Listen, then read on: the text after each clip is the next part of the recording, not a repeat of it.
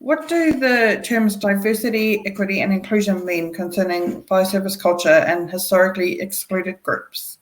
Yeah. Hello, everyone. I'm Shara. That's a great question. The terms diversity, equity, and inclusion, sometimes they're interchanged, and sometimes people confuse them for the same vocabulary, but actually they mean different things.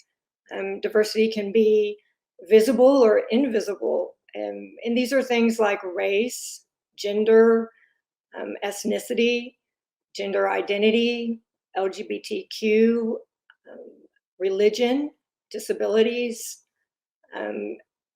culturals. Um, Sometimes those are confused, and some diversity doesn't mean inclusion. Equity and equalities, those are also confused too. So let me explain that.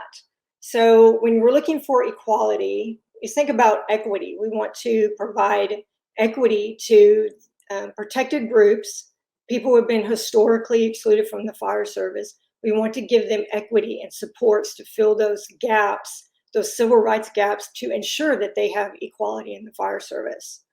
And this requires more critical thought on the part of the fire administrator, because you need to make sure that you understand how bias and stereotypes interplay to fill those civil rights gaps to ensure equality. Now, inclusion means belonging. That means shared power.